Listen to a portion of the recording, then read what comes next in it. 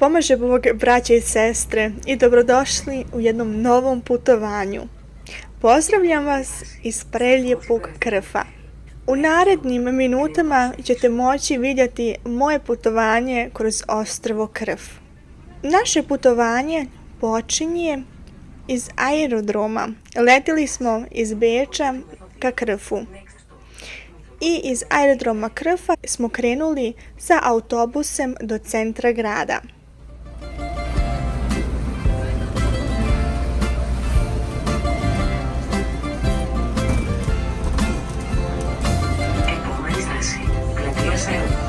Next stop, Salvador Square.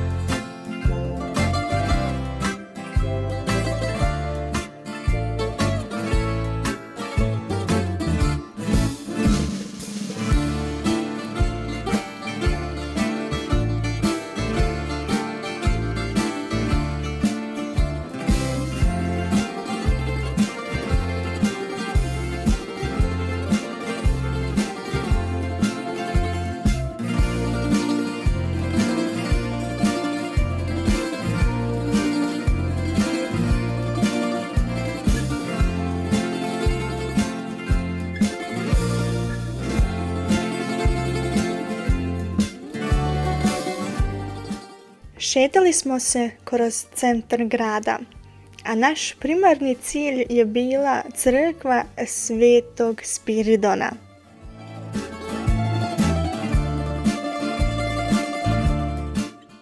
Bilo nam je drago da smo upravo došli u toku liturgije.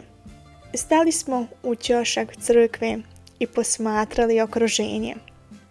Nakon što se završila liturgija, smo imali priliku da se poklonimo moštima Svetog Spiridona.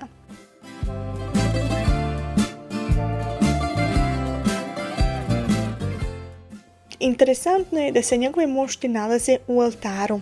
Ogradili su jedan dio oltara, tako da i žene mogu da uđu u tu prostoriju da se poklone svetim moštima. Onda smo otišli do Mitropolitske crkve Presvete Bogorodice Spila i Otise. U ovoj crkvi se nalaze mošti Svete carice Teodore. Napravila sam jedan video o njenom žitiju, stavit ću vam gore da ga možete pogledati. Unutra se nije smjelo snimati, tako da vam nažalost ne mogu pokazati kako izgleda iznutra. Krenuli smo dalje ka našem hotelu. Vozili smo se sa gradskim autobusem i stigli do određenog mjesta. Nismo očekivali da će imati ovoliko prelijep i predivan pogled iz naše hotelske sobe.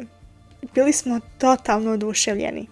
Em što vidimo more, em što je ispred nas jedno malo ostrvo, a i najbolje jeste da je odmah u blizini aerodrom, tako da smo mogli vidjeti kako avioni slijeću i poljeću. To je bilo za mene fascinirajuće. Ja sam i satima mogla da sjedim i samo da posmatram avione i različite aerokompanije. Mislim, šta da vam kažem? Sami pogled na more i sam miris od mora, to se ne može u riječima opisati.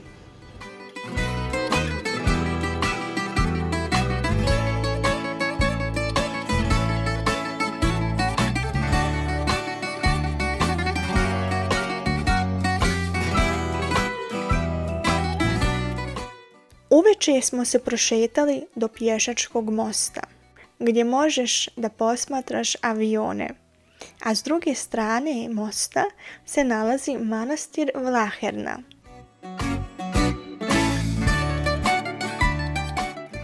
Ovo je bio prije ženski manastir. Od 90. godina nije više nego je crkva, ali redovno jedan stariji sveštenik služi liturgiju. U sklopu ovog manastirskog kompleksa možete i da posjetite prodavnicu. Tu mještani Krfa prodaju proizvode koje su oni napravili, a i naravno i crkvene stvari možete tu da kupite. Svidjelo mi se da su očuvane stare ikone na ikonostasu. Toliko su stare da se jedva boja vidi. A i u crkvi se nalazi kopija čudotvorne ikone Presvete Bogorodice Vlahenske. Bogorodice, spasi nas, presveta. Bogorodice, spasi nas. Presvjatoja Bogorodice, spasi nas, Svjatoja Bogorodice, spasi nas, Svjatoja Bogorodice, spasi nas. Ova crkva se definitivno vrijedi posjetiti. Ako dolazite iz centra grada, možete doći do crkve sa autobuskom linijom brojem 2 i izađete na zadnjoj stanici. Imate onda otprilike 300 metara pješke da hodate i da se spuštate do obale.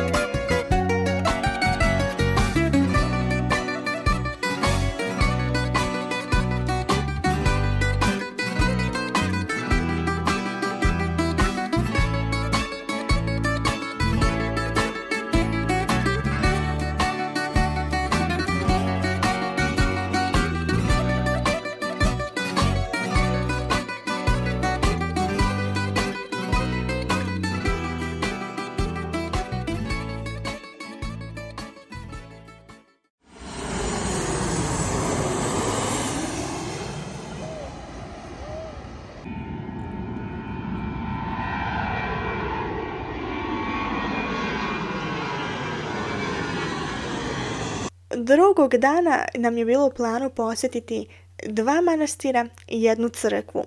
Krenuli smo pješke preko mosta do autobuske stanice i vozili smo se sa autobusom brojem 2 do prvog manastira.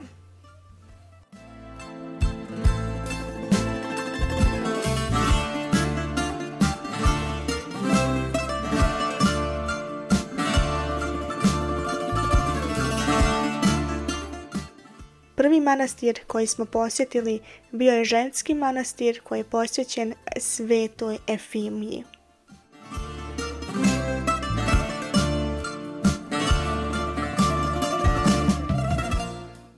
Manastir je skroman. Koliko sam vidjela, živi samo jedna monahinja. Iako se nalazi direkt pored glavne ulice, nije toliko poznat i posjećivan. Unutra možete vidjeti jednu veliku ikonu Svete Efimije, kao i kapu i jednu obuću Svetog Jovana Rusa. U sačuvanoj dokumentaciji stoji da je na mjestu gdje je danas podignut manastir postojala znatno starija crkva posvećena Svetoj Efimiji, jer je ikona svetice pronađena u ruševinama.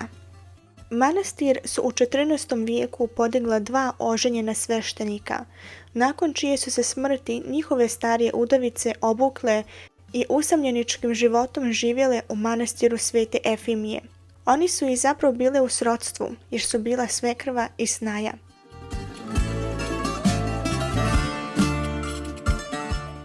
Jedne noći je svekrva vidjela u snu djevojku sa bijelom maramom na glavi. Tako je prikazana Sveta Efimija u staroj agiografiji manastira, koja je ukazala na mjesto gdje je njena ikona sahranjena. Svekrva je ispričala snaji svoj san i zajedno u ruševinama starog hrama pronašli su ikonu svetiteljke, koja se i dan danas nalazi na istom mjestu gdje su je našli, unutar sadašnjeg hrama u sjevernom dijelu ikonostasa. Za vrijeme mletačke okupacije, koja nije priznavala posebnu pravoslavnu crkvenu zajednicu, pojavio se niz drugih velikih pravnih problema. Manastir je po svom pravnom statusu bio u privatnom vlasništvu mnogo decenija. Ova kapelica svana ne izgleda toliko posebna, ali iznutra me je totalno oduševilo. Nalazi se mnogo malenih ikonica, najviše od svetog arhangela Mihaila. Generalno smo proveli dosta vremena u ovom manastiru.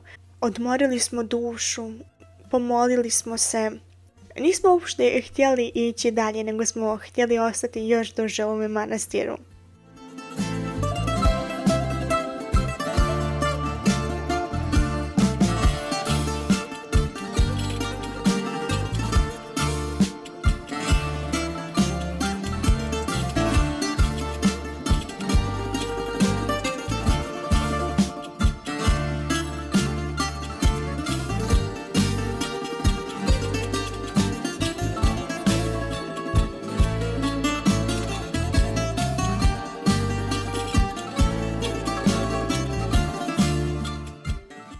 Sljedeće smo posjetili najstariju crkvu na ostrvu Krfu.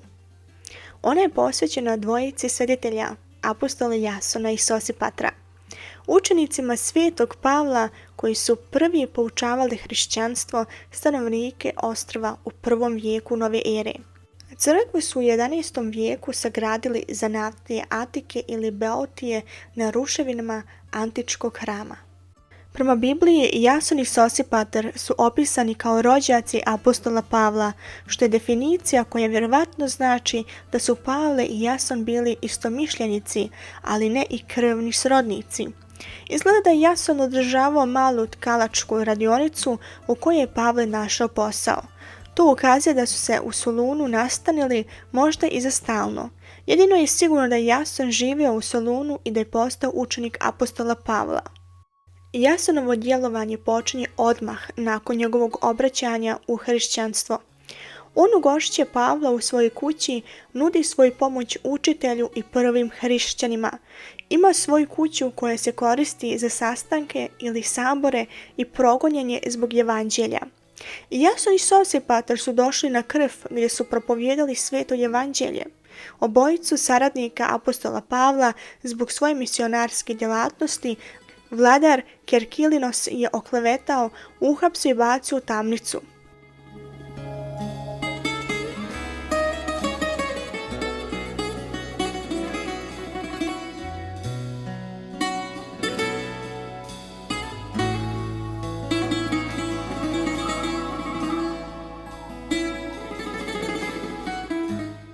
Kerkira je rasprodala sav svoj nakit, a novac dala siromašnima. Kada je njen otac saznao je nije mogao da je ubijedi da preispita svoje vjersko stanovište, predao je jednom Etiopljaninu da je iskvari. Međutim, Etiopljanin je preko nje prešao u hrišćanstvo i zbog toga je ubijen. Kerkira je mučena na razne načine i na kraju je obješena i ubijena strijelama. Apostol Jason i Sosipatar su doživjeli duboku starost, šireći hrišćanstvo na Krfu.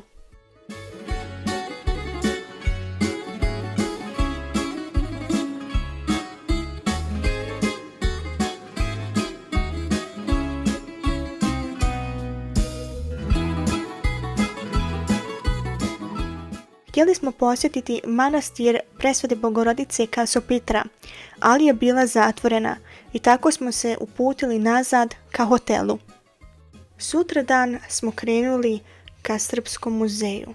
Tamo su izloženi stari predmeti iz Prvog svjetskog rata.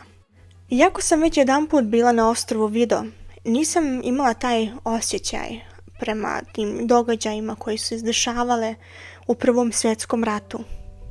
Vodič koji nam je pričao o stradanju Srba na ovome ostrvu i o nastanku pjesme Tamo daleko su me totalno potrefile. Pokušavala sam da suzdržim svoje emocije i osjećala sam duboku zahvalnost prema tim žrtvama što su svoje živote izgubile radi svoje otadžbine.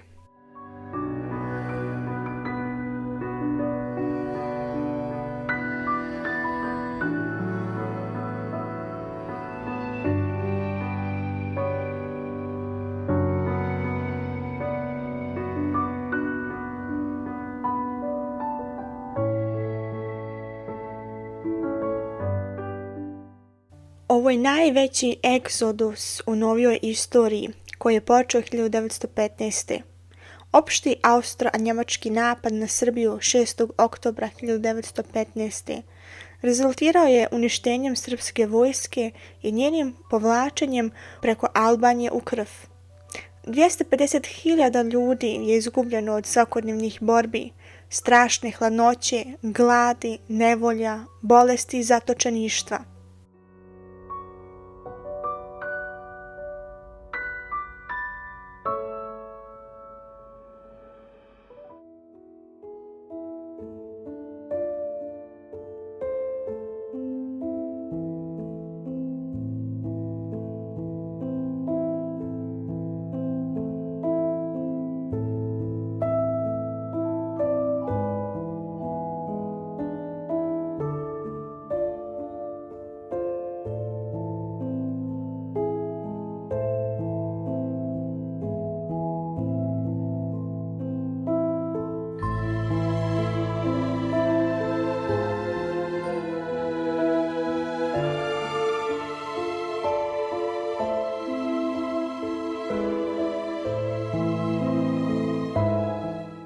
Ovaj srpski muzej, također i nazvan Srpska kuća, je svaki danom otvorena od 9 do 14 časova. Ulaz je besplatan i preporučujem svakom koji je zainteresovan za istoriju Srba, za otadžbinu, da posjeti ovaj muzej. Meni je ovaj muzej stvarno oduševio i pogotovo taj vodič koji nam je pričao o istoriji. Odmah nakon Srpskog muzeja smo se uputili do luke da bi se sa brodićem vozili do ostrva Vido. Povratna karta po osobi košta 5 eura. Voze svakih sat vremena.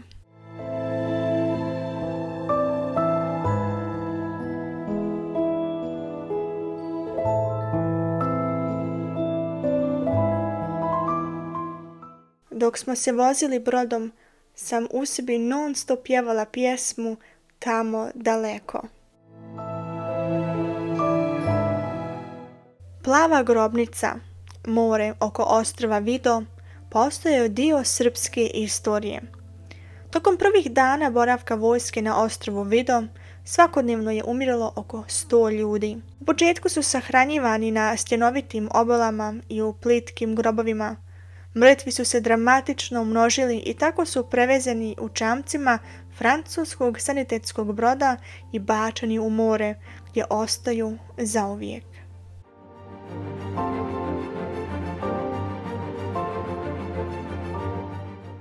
Dok smo se šetali do mauzoleja, posmatrala sam okolinu. Mjesto je stvarno predivno, ima puno drveća.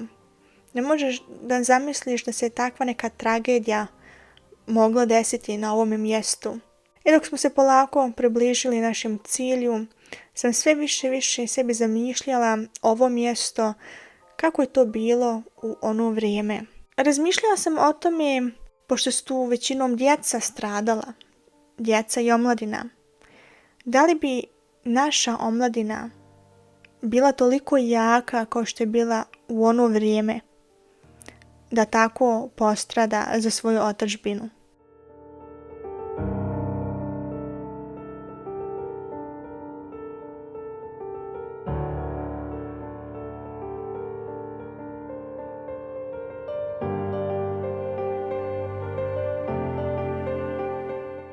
U ovom mauzoleju čuvaju se posmrtni ostaci 2764 srpska vojnika koje su stradala na ostrvu Vido tokom Prvog svjetskog rata.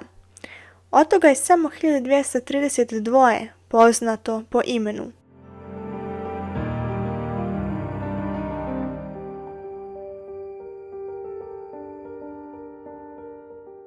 Bitno je poznavati svoju istoriju svoga naroda, svoje otadžbine, da se toga nikad ne zaboravi, a ne daj Bože da se to ponovi.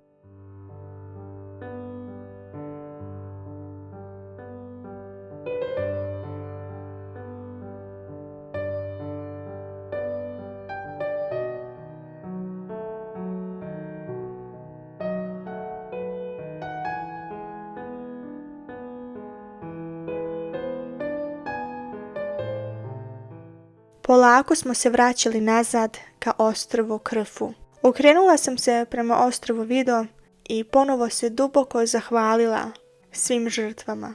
Da ne bi bila previše tužna, razmišljala sam o pozitivnim stvarima, radujući se o mom daljem putovanju kroz krv.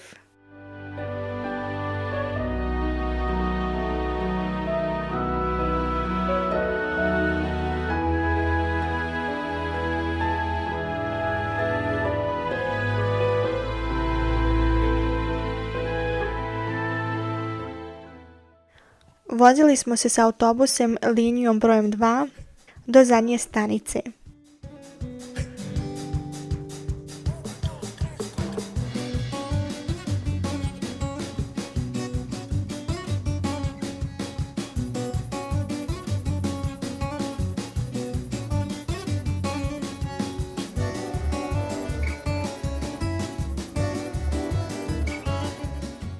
Spontano smo posjetili ponovo manastir Presvete Bogorodice Kasopitre, nadajući se da je sad otvorena. I stvarno bila je otvorena. Samo nažalost manastirska crkva je bila zatvorena, a pošto nikog od monaštva nismo vidjeli, smo se kratko odmorili u manastiru. Sve do 5. vijeka na ovom mjestu je stajao hram posvećen Zevsu, koji je bio važno mjesto paganskog obožavanja, ali u toku vijekova je pretvorena u crkvu i smatrala se mjestom gdje se dešavala čuda. Presveta Bogorodica Kasopitra se smatra zaštitnicom mornara koji su joj se molili dok su prolazili kroz Kasiopski Moreus.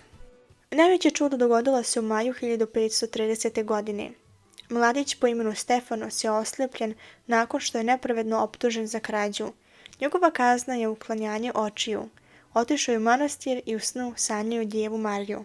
Presveta Bogorodica mu je čudesno vratila vid i on se probudio sa novim parom zelenih očiju na mjestu gdje su mu ranije bile smeđe oči.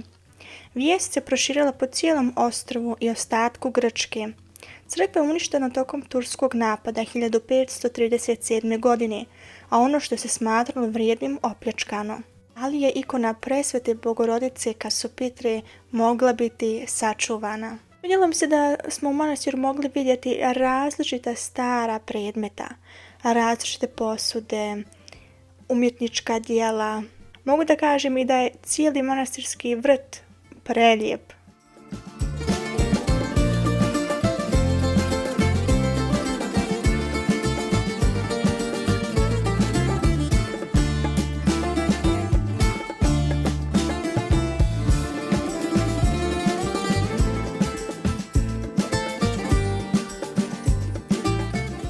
Puno više informacija vezano za ovaj manastir nisam mogla pronaći, tako da uživajte u snimcima.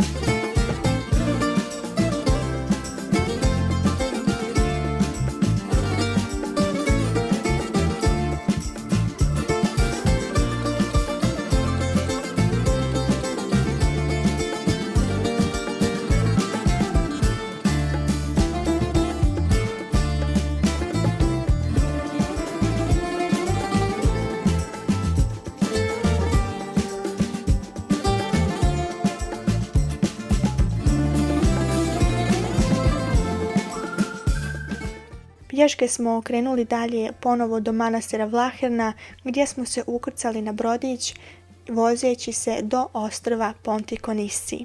Povratna karta je bila 3 eura po osobi.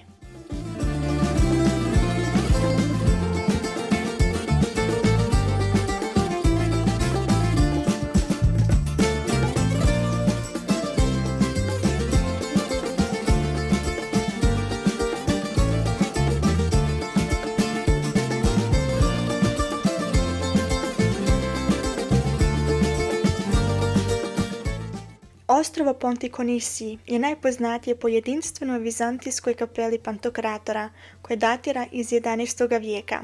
Pored crkvice bila je jedna prodavnica, pitala sam prodavačicu, pošto piše online da je ovo manastir, a pitala sam da li ovdje žive monasi i ona mi je ispričala da je ovo prije zaista bio muški manastir, ali nakon što je ovo mjesto postalo veoma turistički, su se monasi povlačili u jedan drugi manastir, tako da je ovaj manastir pretvoren u crkvu. Da li ste znali da je ova crkva otvorena samo jednom godišnje i to 6. augusta? Bili smo stvarno tužni kada smo znali da ćemo se 3. augusta već vratiti nazad za Beč, ali smo ipak imali želju doći na ovo ostrvo. Kada smo se približili crkvi, nismo mogli da vjerujemo svojim očima. Crkva je bila otvorena, a tek je bio 1. august. Toliko smo se radovali, ja mislim da smo i čak i plakali koliko smo bili emotivni i koliko smo se radovali da smo imali prilike da uđemo unutra i da se kratko pomolimo. Stvarno ljudi, mogu da vam kažem da ako nama nije moguće, znajte da je Bogu sve moguće. U prodavnici pored crkve sam kupila sebi jedan magnet koji je imao urezanu morsku zvijezdu.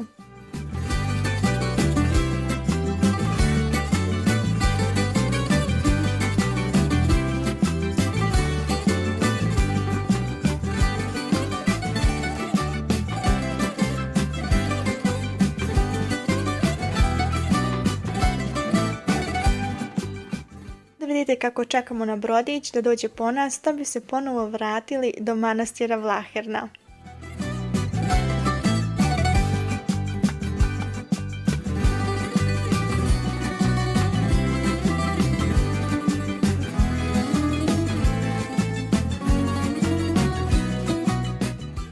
Stvarno je bilo strašno ići preko ovog mosta jer nema niđe da se možeš držati, a kad leti avion iznad tebe misliš da će te srušiti u vodu.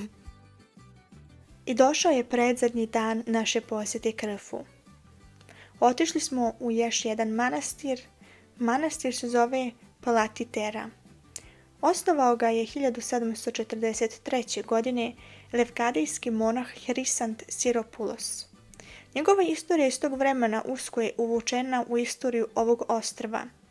Manastir se istekao i vjerskim i filantropskim aktivnostima. Porodica Kapodistrija je sa njom imala bliske odnose. Tamo su sahranjeni Joanes Kapodistra, njegov brat Augustinos i njihov otac Antonios Marija. Važna djela vjerske umjetnosti opstaju i čuvaju se ovdje. Liturgija se služi svakim danom 2 puta, jednom u 6 i jednom u 8 sati ujutru.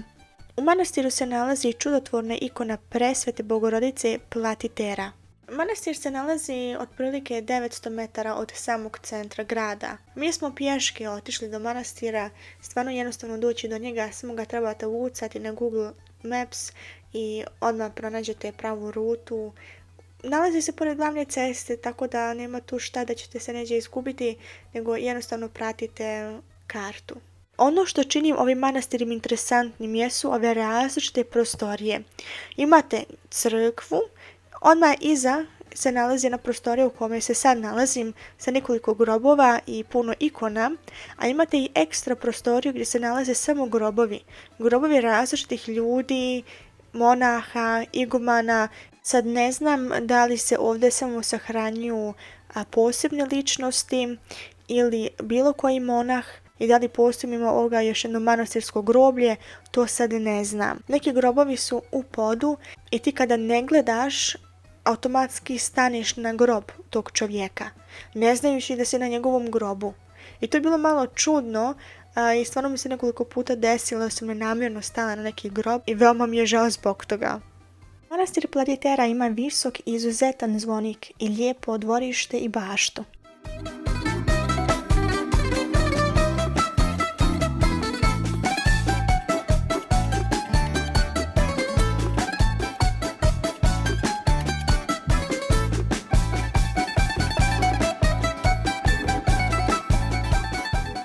Otišli smo još jedan put kod Svetog Spiritona i kasnije smo se vratili nazad u hotel gdje smo ostatka dana proveli gledajući avione. Najviše ću zaželjeti upravo ovaj pogled. Zamislite da svaki dan ustajete sa ovim pogledom. Pa ja mislim da bi svaki dan bio prelijep. Nikad ne bi imali neki stres, uvijek bi bili raspoloženi. I eto. I došao je dan kada se mi vraćamo kući. Nadam se da ste vi gledajući ovaj film isto uživali onoliko koliko smo mi uživali uživo kada smo bili na ovim divnim mjestima. I nadam se da sam vam dala jednu inspiraciju da i vi dođete na Krf i da vidite šta se to može pogledati. Naravno moram da kažem da ostrvo Krf ima mnogo više manastira. Ali pošto je bila ta situacija sa požarom, nismo se usudili da pogledamo i ostatak ostrva. Vidimo se u sljedećem videu. S Bogom, amin.